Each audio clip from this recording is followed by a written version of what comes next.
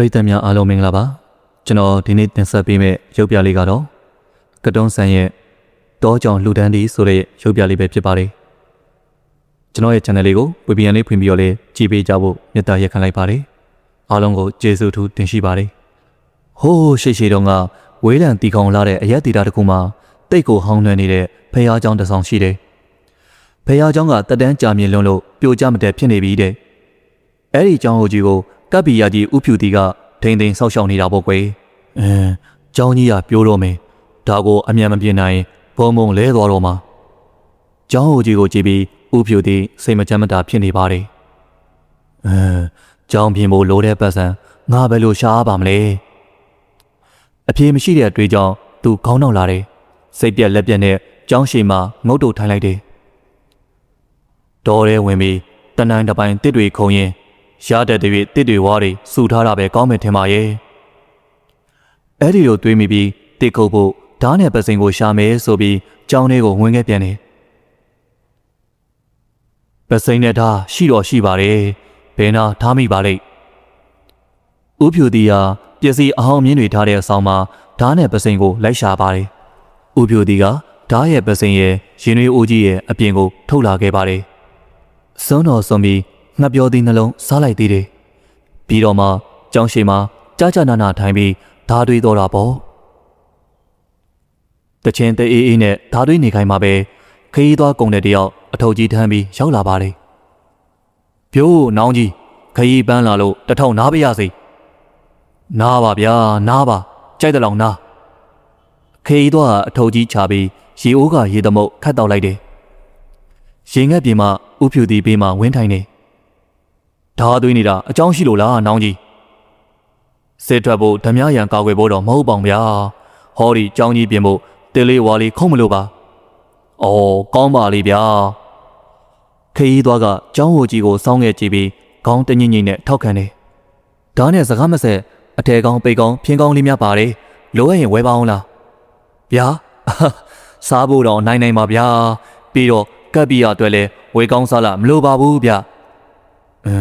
ဒီရာကစီးပွားရေးမကောင်းကြဘူးထင်ပါဒီကြတာပေါ့ဗျာငွေနိုင်ပေမဲ့ရောင်းစရာတော့ရှိတယ်ကပ်ပြီးရကြီးကကြောင်းပြင်ဖို့အတွက်ရည်စူးပြီးရင်ွေးအိုးဟောင်းကြီးကိုရောင်းဖို့စကားဆလိုက်တယ်ဘာများရောင်းပါလဲဟောဒီရင်ွေးအိုးကြီးပါပဲဗျာခရီးသွားကရင်ွေးအိုးဟောင်းကြီးကိုလှမ်းယူပြီးတေချာစစ်စစ်ကြည့်ရှုပါတယ်အိုးကချင်းလေးလေးကပ်လို့ညက်ပတ်နေပေမဲ့မပိန်မချိုက်မပေါင်မပြဲအကောင့်တန်းရှိသေးတာကိုတီးသွားခဲ့တယ်ဘယ်လောက်နဲ့ရောင်းကျင်တာတော့ကျုပ်သုံးဖို့မဟုတ်ပါဘူးဗျာကြောင်းမြန်ဖို့အလွန်ငွေသဘောပါငွေတင်ကတပြားပဲပြီးခရီးသွားကုန်တွေကစိတ်ပိုင်းဖြတ်လိုက်ဟန်နဲ့ကြောင်းမြန်ဖို့အလူသဘောဆိုရင်မလိုအပ်ပေမဲ့ကျုပ်ဝယ်ပါမယ်ထင်ကားလည်းတပြားမဟုတ်ဘူးနှစ်ပြားပေးမယ်အလွန်ငွေထဲတဲ့သဘောပေါ့အလကားနေရင်နှုတ်ဆော်လိုက်တာရင်ရွေးအိုးဟောင်းကိုထင်ကားနှစ်ပြားနဲ့အယောင်းဝယ်တဲသွားလို့ဥဖြူတီတအားပျော်သွားခဲ့တယ်အောင်မဲလေးလေးဝမ်းသာလိုက်တာဗျာကြောင်းပြင်ဖို့လူတာဆိုတော့ရှောင်းရင်တော့ကုသိုလ်အများကြီးရပြီတာဓုပါဗျာတာဓုပါသွားလေရခလုံးမထိပါစေနဲ့ရောင်ပန်းဝယ်ပဲများလဲပွင့်လန်းပါစေပေးတဲ့စုနဲ့ပြည့်ပါစေဗျာကဲကျုပ်ရွာထဲဝင်ပြီးတော့အထက်ရောင်းလိုက်အောင်မယ်ဒါကြီးအပြန်မှဝင်ယူမယ်ဗျာစိတ်ချပါဗျာစိတ်ချပါဒီအိုးကိုစေကြောတိုက်ချို့ထားလိုက်ပါမယ်ဟုတ်ကဲ့ကျေးဇူးပါပဲခရီးသွားကုန်တွေကအထုပ်ထမ်းပြီးရွာထဲဝင်သွားခဲ့တယ်ဥဖြူတီလည်းဓာရီတာခဏနာပြီးရင်ရွေးအိုးကိုဖုံလေးသေးတွေနဲ့တိုက်ချုပ်ပြီးတန်ရှင်းအောင်လှုပ်လိုက်တယ်တင်ကားနှစ်ပြားတန်ရင်ရွေးအိုးဆိုတော့တန်ရှင်းနေမှာကြည်ကောင်းပါဥဖြူတီစေတနာပါပါနဲ့တိုက်ချုပ်လိုက်လို့ကြေးရင်ရွေးဟာတောက်ပပြောင်းလိုက်ပြီးအယောင်ထွက်လာခဲ့တယ်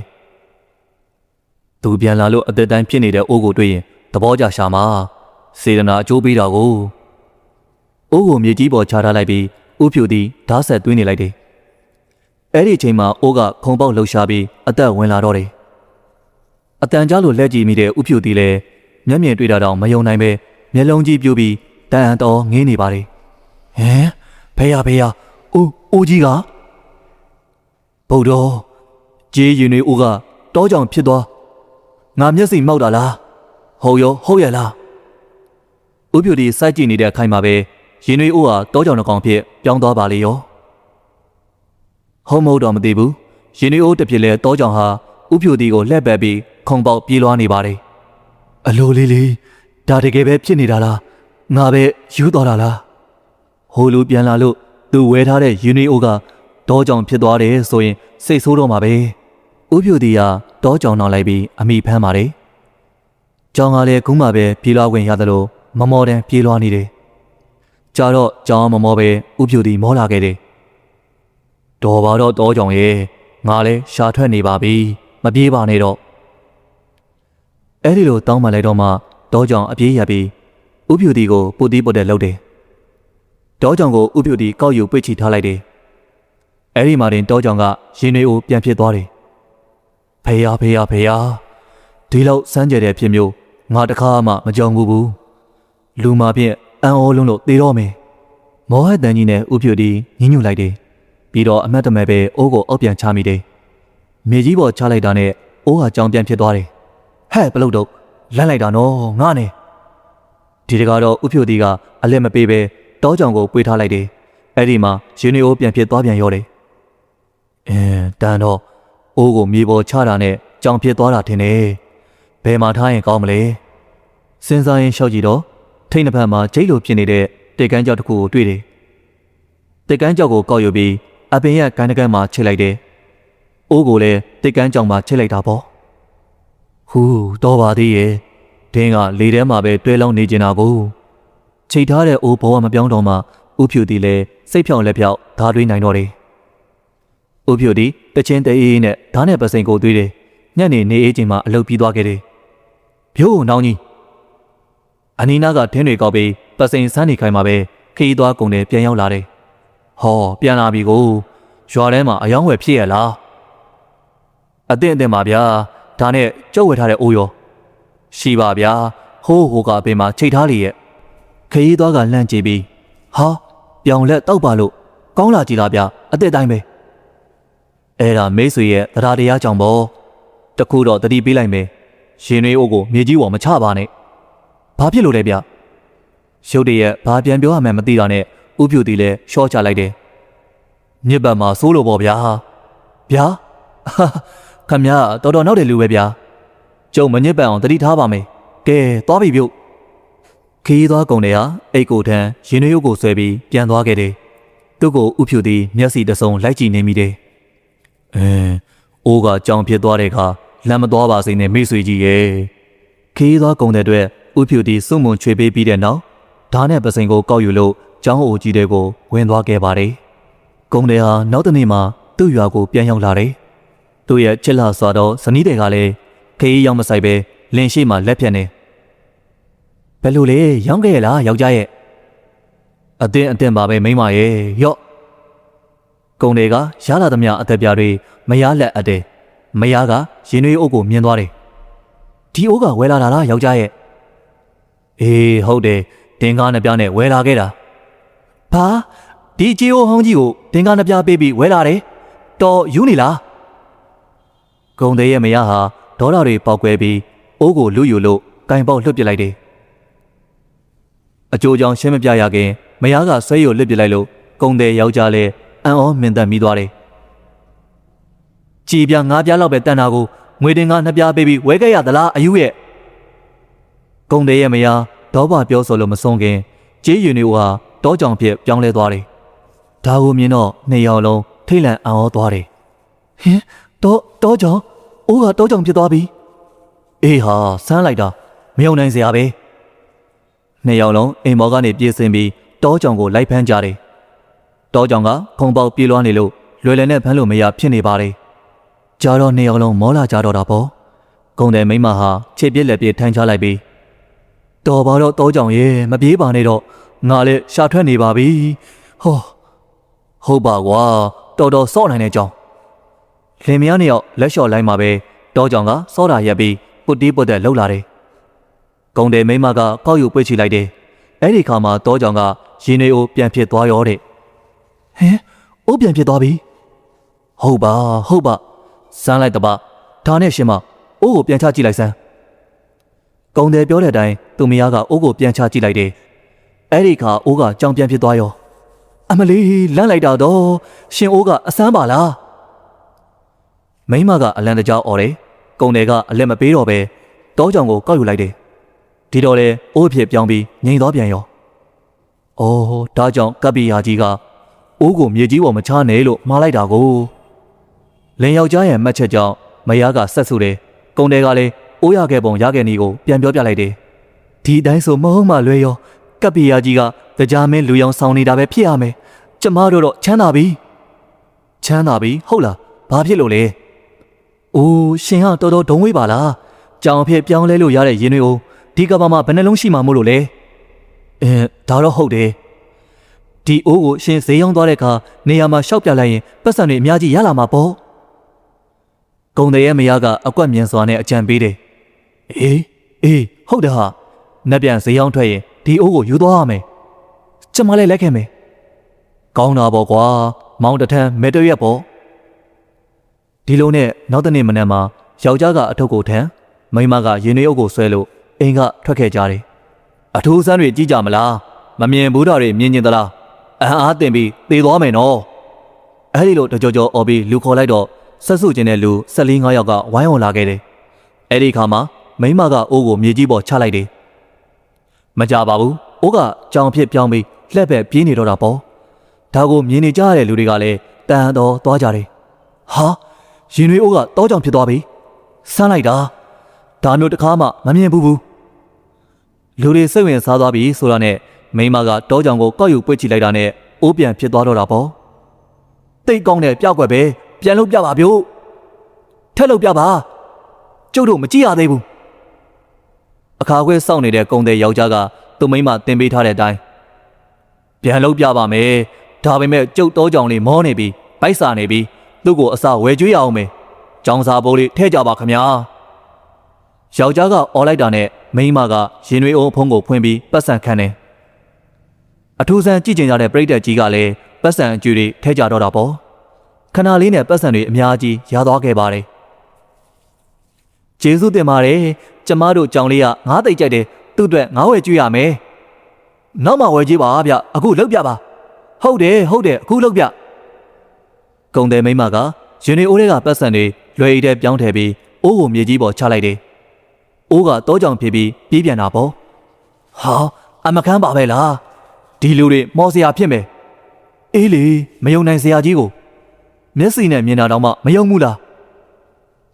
လူတွေကျင်တဲ့လောက်အောင်အချင်းချင်းလှုပ်ပြပြီးတဲ့နောက်ကုံတယ်လင်းမယားပတ်စံတွေအများကြီးရသွားခဲ့ပါတယ်အဲ့ဒါနဲ့နောက်တနေရာပြောင်းကြပြန်တယ်အဲ့ဒီနေရာမှာလဲဝက်ဝက်ကွဲအောင်လူတွေစိတ်ဝင်စားလို့ပတ်စံတွေတောက်တော်လဲရပြန်တာပေါ့ကုံတယ်လင်းမယားဟာအိမ်ကိုယ်တော်မပြန်တော့ဘူးတရွာပြီးတရွာဆက်ကူသွားကြပါတယ်မိမကြီးကျုပ်တို့တော့ဟန်ကြပြီထင်တာပဲတိတ်ဟုတ်တာပေါ့ဒါယတနာပုံစိုက်တာလေအဲ့ဒါចောင်းဆောက်ဖို့ကျုပ်ငွေတင်းကားနှစ်ပြားလှူလိုက်တဲ့ကုသိုလ်ကြောင့်ဖြစ်လာတာတရားတရားကအကျိုးပေးတာဟုတ်ပါတော့ဟုတ်ပါဒီလိုနဲ့တရွာပြီးတရွာခရီးဆက်ပြီးစီပွားရှာလိုက်ကြတာအတော်လေးစိုးမိဆောင်ပြီးဖြစ်သွားကြတယ်မိမကြီးကျုပ်တို့လည်းကုံတယ်မဟုတ်တော့ပဲမျက်လက်ဆရာတွေဖြစ်နေပြီအဲ့ဒါဘာဖြစ်လဲပတ်စံဆိုတာရာတော့ရှာရတာဒါတော့ဒါပေါ့ခုနေကျုပ်တို့ဓမြတိုက်ခင်ရရင်ဘယ်လိုလုပ်မလဲယောက်ျားတတိပြီးတော့မိန်းမလည်းစိတ်ပူသွားခဲ့တယ်တော့ဘယ်လိုလုပ်ချင်လဲရွာကိုခဏပြန်ပြီးအိမ်ပြင်ဆောင်မယ်စီးစိမ်ခံပြီးအားမွေးမယ်ပြီးတော့မှမရောက်သေးတဲ့အရက်ကိုထပ်ထွက်ကြတာပေါ့တော့ကြံမစိုးဘူးအိမ်ပြန်ကြတာပေါ့ကုံတယ်လင်မယားအိမ်ပြန်ပြီးတထောင်နားကြတယ်အိမ်ကိုခိုင်ခန့်ကောင်းအောင်ပြန်ဆောက်ကြတယ်အစောတော်ကောင်းတွေချက်ပြုတ်စားတော့ပြီးစီးစိမ်ခံကြတယ်ကောင်းလိုက်တာမိမရာတသက်လုံးချိုးကြံချွေးတာလာခဲ့ရသမျှအခုမှပဲအစားကောင်းတွေအဝကြိတ်ရတော့တယ်ကျမလည်းရွှေတိုရွှေစားလေးတွေဝင့်နိုင်ပြီတအားပြောတာပဲဒီတခါထွက်ရင်အကြာကြီးပတ်စံရှာကြမယ်နော်အေးပါဟာတလားနီးပါးနားပြီးတဲ့အခါကုံတယ်လင်မယားခရီးထွက်ကြပြန်တယ်မရောက်ဘူးသေးတဲ့ဒေတာကိုဦးစားပေးသွားကြတာပေါ့မိမကြီးဒီလောက်များတဲ့ဒင်းကားတွေကျုပ်တို့ဘယ်လိုသုံးကြမှာတော့အိုးတော်ကလေးကျမရွှေငွေလက်ဝဲလက်စားတွေဝဲဝဲပြစ်မှာပေါ့အေးဒါဆိုကျုပ်လဲရမကားလေးပါလေးတော့အငယ်နှောင်းလေးတွေနဲ့ပျော်ပါဖုံးကုံတဲ့ယောက်ျားစကားဆုံးအောင်ပြောခွင့်မရခင်လက်တံပြောင်းတဲ့မရရဲ့ရိုက်ချက်မိပြီးလဲဘော်ကလွင့်ကြတဲ့အောင်မလေးအားလာရက်ဆက်လိုက်တာမိမရာ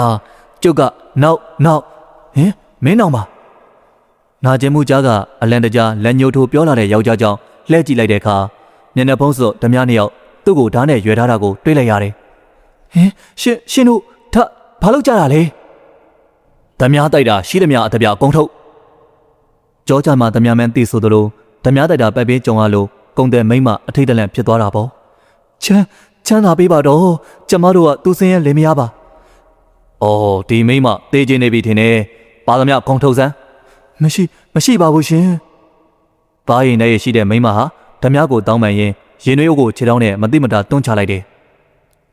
မြေကြီးပေါ်ကျသွားတာနဲ့တပြိုင်နက်ရင်နွေးအိုးကတောကြောင်ဖြစ်သွားခဲ့တယ်တောကြောင်ဟာဓမြနှစ်ယောက်ကိုခုံအုပ်ပြီးတော့ကိုက်ပစ်လိုက်တယ်အမလေးသေးပါပြီဗျာဟုတ်ပြီကွာဟုတ်ပြီတားလေးတောကြောင်ကြီးချကိုက်ပစ်လဲစမ်းနောက်တစ်ခါဓမြထပ်မတိုက်ရအောင်ရုတ်တရက်ပေါ်လာတဲ့တောကြောင်ရဲ့တိုက်ခိုက်မှုကြောင့်ဓမြတွေအလံတကြားထွက်ပြေးကြရတော့တယ်ဟာမှတ်ပြီလားကွာတိုက်ချင်အောင်ဟဲ့ဓမြအမလီတော်ပါသေးရဲ့မောင်မင်းကြီးသာတောကြောင်ကဲပြီလို့ကဲမိမရွာကိုမမောင်ခင်ပြန်ရောက်မှဖြစ်မှာခရီးဆက်ကြအောင်ဆိုအင်းမတော်ဒီတောကြောင်ယူနေအိုကြောင့်ကုံတယ်လင်မယားတထေးဖြစ်ခဲ့တယ်လို့ခလုံးမတိစူးမညီပဲဓမြရန်ကလွတ်ခဲ့ရလို့ဝမ်းမြောင်ဝမ်းသာနဲ့ခရီးဆက်ခဲ့ကြတဲ့ကွယ်အဲ့ဒီချိန်မှာမော်ယူနေအိုရဲ့တရင်ကမြို့ရွာနဲ့ပြန့်နှံ့ပြီးမြို့စားကြီးနားထိပေါက်ကြားသွားတယ်ဒါနဲ့မင်းချင်းတယောက်ကိုတာဝန်ပေးတယ်အဲ့ဒီမော်ယူနေအိုပိုင်ရှင်ကိုအိုးနဲ့သူလိုက်လာခဲ့ဖို့တွားရောက်ဖိတ်ကြားစေအမင်းတော်အတိုင်းပါဖေဟာ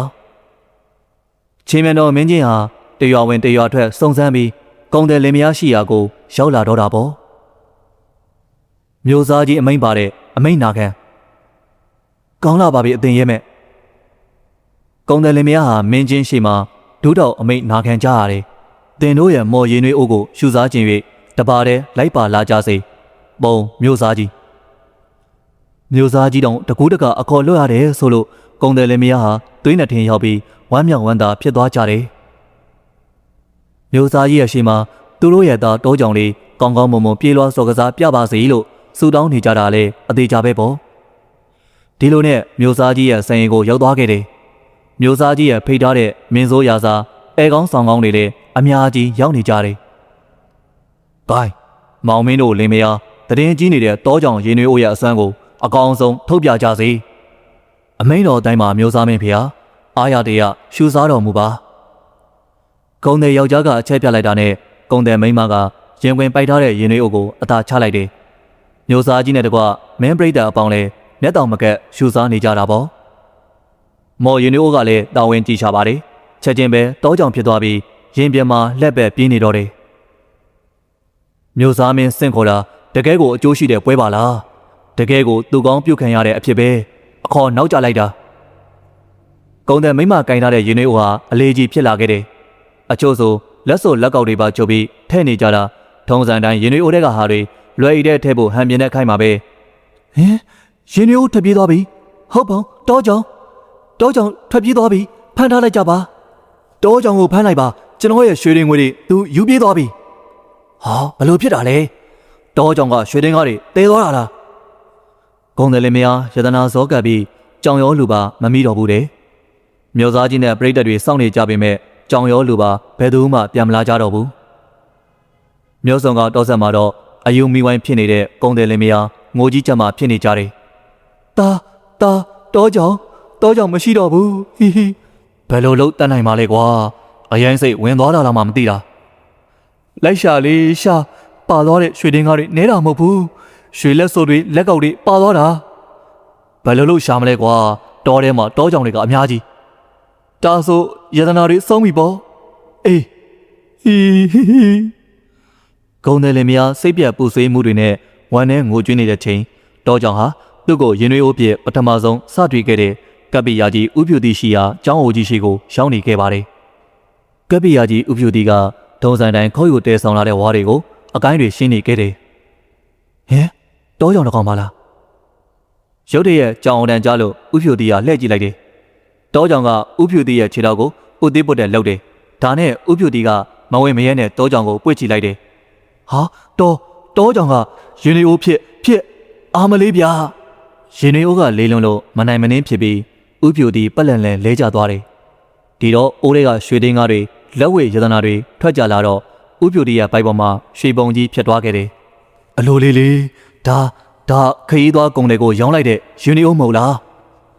ဥပြူသည်ဝမ်းသာအားရဖြစ်သွားတယ်အကြောင်းသိနေတော့အိုးကိုမြေကြီးပေါ်လည်းမချရဲဘူးဒါကိုမြေကြီးပေါ်ချတာနဲ့ဒီကောင်တောကြောင်ဖြစ်ပြီးထွက်ပြေးအောင်ပါဥပြူသည်ကသူ့ကိုယ်ပေါ်ကဒင်ကားတွေနဲ့ရွှေတွေကိုခါချပစ်လိုက်တယ်အိုးကိုပိုက်လို့မတ်တက်ရပြီးတောကြောင်ဖြစ်မတော့အောင်တဝါပုံပေါ်တင်ထားလိုက်တယ်ချင်းသလုံးနဲ့ရွှေဒင်ကားတွေထဲထားမယ်ဒါတွေဟာငါဆောင်းရှောင်နေတဲ့အကြောင်းအိုကြီးကိုပြင်ဖို့အတွက်တောကြောင်ရင်တွေကိုရှာဖွေစုဆောင်းလာတဲ့အလူငွေတွေပဲအကျိုးရှိသုံးရမယ်ဥပြူသည်လည်းအဲ့ဒီနောက်ပိုင်းမှာရွှေဒင်ကားတွေကလိုအပ်သမျှထုတ်ယူသုံးဆွဲပြီးကျောင်းအိုကြီးကိုပြန်ပြင်နေတကြီးနဲ့ရွာသူရွာသားတွေကလည်းလောအားဒါနာပါဝင်ကြတယ်လောအားဒါနာလည်းအထင်မသေးနဲ့အားလုံးနိဗ္ဗာန်ရောက်နိုင်တယ်စိတ်ထားတတ်ဖို့ကအရေးကြီးတာဟုတ်ပါဗျာဟုတ်ပါနောက်6လကြာမှကျောင်းတည်ကြီးပြည်စီသွားခဲ့ပါတယ်ဥပြူတီကမော်ယူနီအိုကိုကျိုးနဲ့ချီပြီးထုတ်တန်းမှာဆွဲထားတယ်ကျောင်းရေဆက်6ပွဲနေမှာတော့ယူနီအိုကကျိုးကနေရှော့ဆင်းလာပြီးအောက်ကိုရောက်တာနဲ့တောကြောင်ဖြစ်သွားခဲ့တယ်ဟာတောကြောင်မဖမ်းနဲ့နော်သူကဒီကျောင်းကြီးရဲ့အလူရှင်ကွာတောကြောင်ဟာဖျားစင်းသူရှိမှအားရပါရလက်ပဲပြေးလွာကခုံနေနောက်ဆုံးမှာစင်းသူတော်ကိုဝဲသွားဥခိုက်တယ်ပြီးတော့ကျောင်းထဲကနေထွက်ပြေးသွားရောတောကြောင်ထွက်ပြေးသွားပြီဟဲ့အလူငွေထက်ရှာဖို့ထွက်သွားတာလားတော်တဲ့ပြန်သွားတာဖြစ်မှာပါကျောင်းကပြီးသွားပြီလေအဲ့ဒီနေ့ကစားပြီးဥပြူတီဟာတောကြောင်ပြန်လာမလားဆိုပြီးနေတိုင်းထွက်မျောခဲ့တယ်အချိန်တွေကြာသွားခဲ့တယ်လုံးဝပေါ်မလာတော့ဘူးဒါနဲ့ဥပြူတီလည်းနတ်ဒေဝတာတပားကတောကြောင်ရောင်ဆောင်ပြီးဖះเจ้าပြင်ပေးမှန်သဘောပေါက်လိုက်ပါတယ်ဒါကြောင့်အလူရှင်ဂမီးစာတန်းတစ်ခုရေးပြီးချိတ်ဆွဲထားလိုက်ပါတော့တယ်ဤเจ้าတော်ကြီးအားတောကြောင်ကစောက်လို့လူတန်းသည်ကြိုးစားလေးရဲ့စံပြီးပါပြီခင်ဗျာကိုလိုစာဆုံးနောက်ထောင်အပေးကြလို့လဲကျေးဇူးအထူးတင်ရှိပါတယ်